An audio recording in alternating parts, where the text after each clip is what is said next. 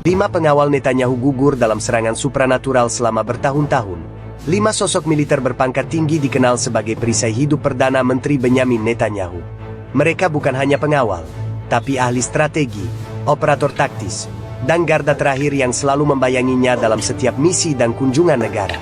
Kelima pengawal elit tersebut adalah Mayor Jenderal Eli Nafeh, Kepala Keamanan Pribadi Netanyahu, spesialis dalam respons ancaman jarak dekat; Brigadir Jenderal Doron Maur, ahli intelijen Medan dan mantan komandan operasi rahasia di luar negeri; Kolonel Matan Gavriel, pengendali sistem pertahanan perimeter rumah dinas Netanyahu; Letnan Kolonel Itai Rahamim, penghubung Mossad dalam sistem keamanan pribadi PM; Mayor Ilan Regev, ahli enkripsi dan kontrasabotase elektronik.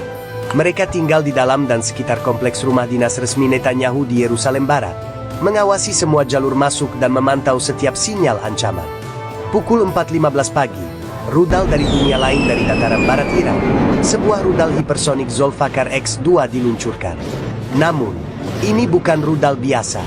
Sebelum peluncuran, rudal ini diolesi minyak spiritual kuno yang digunakan dalam ritual-ritual sufi mistik wilayah timur Iran, dekat perbatasan Baluchistan, wilayah yang dikenal sebagai tempat persinggungan antara tradisi Persia dan tarekat sufi kuno.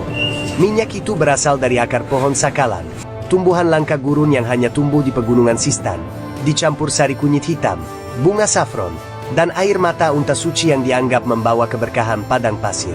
Campuran itu kemudian dirapal doa-doa kutukan oleh seorang mursid dari jalur spiritual Kalandaria, yang dipercaya mampu membuka celah antara alam dunia dan alam barzah. Mereka menyebut ritual ini Barzahein Kilab, gerbang revolusi dari dunia gaib. Sasarannya bukan pangkalan militer, tapi rumah dinas Netanyahu. Dengan kecepatan Mach 7, rudal itu menerobos pertahanan udara dan sistem radar Israel tanpa terdeteksi. Tak ada peringatan, tak ada intersepsi. Rudal itu menghantam tepat di bagian tengah kompleks rumah dinas Netanyahu, tempat para militer pengawal berpangkat tinggi itu sedang menjalani briefing keamanan harian. Ledakan menghancurkan seluruh blok beton baja. Sisa serpihan rompi baja Kolonel Matan Gavriel ditemukan di puing reruntuhan. Mayor Ilan Regev tewas di ruang enkripsi dengan tangan masih memegang keyboard. Letnan Kolonel Rahamim hancur bersama layar interkoneksi Mossad. Brigadir Maor sempat mengirim sinyal darurat yang tak pernah dibaca. Mayor Jenderal Eli Nafeh tewas tersandar di pagar. Tubuhnya ditemukan tak jauh dari pagar utama, masih memegang pistol. Netanyahu selamat. Karena tak ada di sana pagi itu, Netanyahu tidak berada di rumah.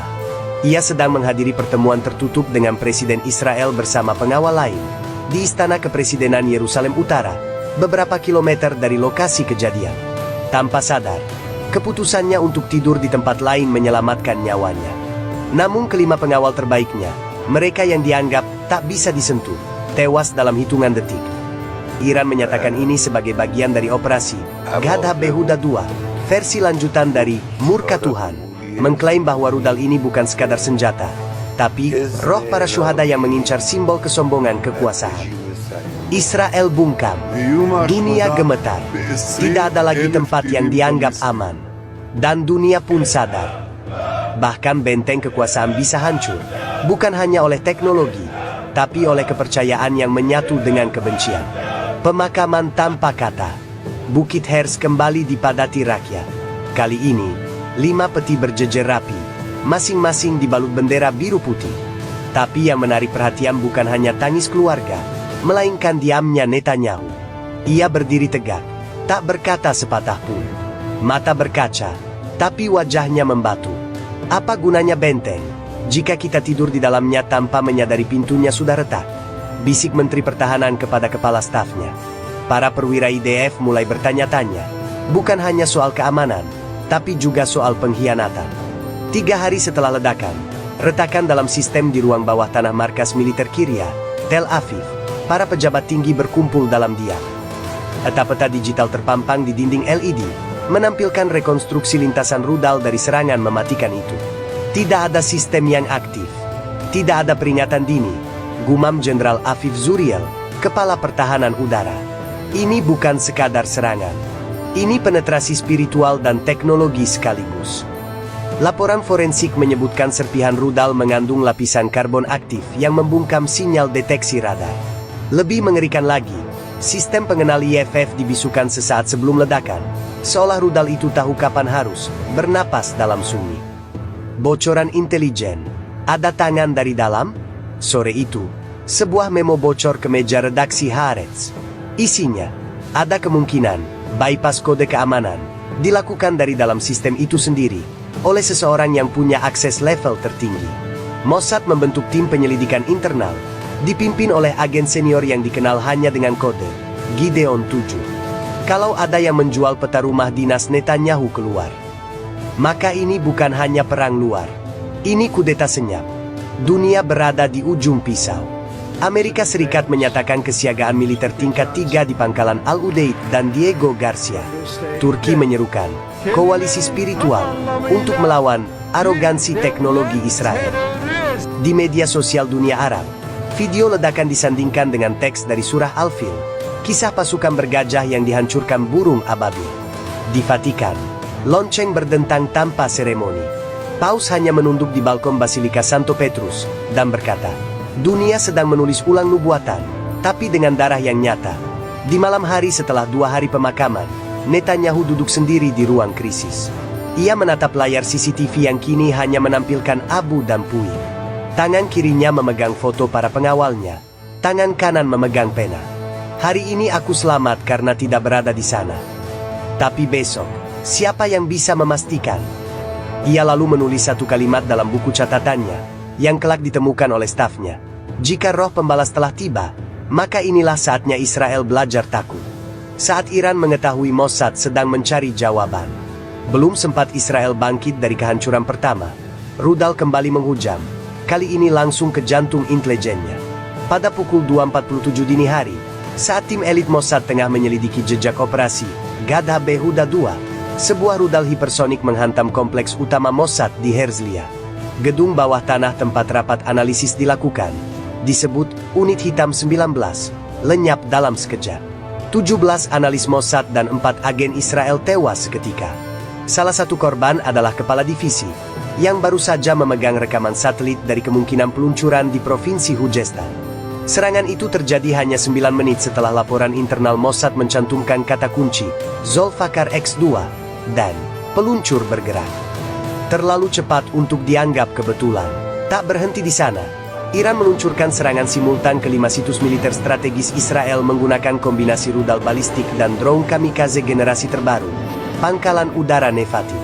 3 pesawat jet F-35I, Adir, terbakar saat parkir.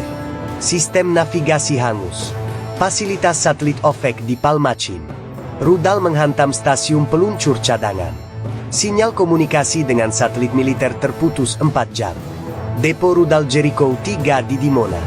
Ledakan kedua menyebabkan api membesar.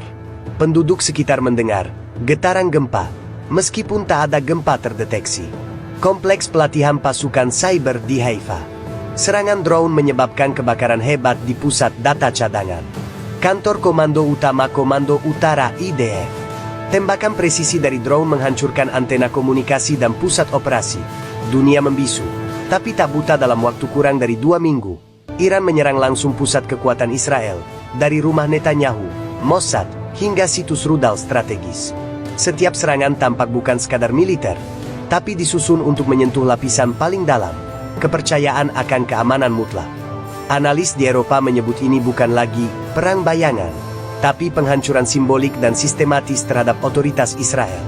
Sementara itu, Presiden Amerika Serikat hanya menyatakan, kami sedang meninjau respons kolektif. Tapi Netanyahu tahu, ini bukan soal meninjau. Ini soal waktu. Dan waktu semakin tipis. Dan ketika asap mereda, pertanyaan itu muncul. Ketika api mulai padam, ketika suara ledakan digantikan oleh keheningan yang menakutkan, satu pertanyaan yang selama ini dikubur dalam retorika militer mulai menyeruak ke permukaan. Apakah ini dunia yang ingin kita wariskan kepada generasi berikutnya? Dunia saat ini berdiri di ambang 2 kemungkinan. Satu jalur membawa kita kembali ke pola lama, konfrontasi tanpa akhir, perlombaan senjata yang tak pernah selesai, dan warisan dendam yang diturunkan dari satu generasi ke generasi berikutnya. Jalur lainnya menuntut keberanian yang berbeda.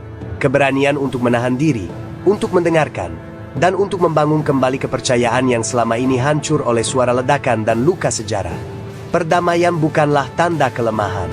Ia adalah hasil dari pemikiran yang matang dan kesadaran kolektif bahwa setiap konflik membawa konsekuensi kemanusiaan yang tak bisa diukur hanya dengan statistik. Perdamaian adalah pilihan sadar, yang dimulai dari pengakuan bahwa rasa sakit tidak hanya dirasakan oleh satu pihak saja, dan bahwa semua nyawa memiliki nilai yang sama terlepas dari kebangsaan, kepercayaan, atau warna seragam. Kematian, seperti yang dialami oleh tokoh-tokoh dalam kisah ini, adalah tragedi. Tapi tragedi sejati adalah ketika kita gagal belajar darinya. Apapun posisi politik atau pandangan strategis masing-masing bangsa, satu hal tidak dapat disangkal, dunia semakin rapuh.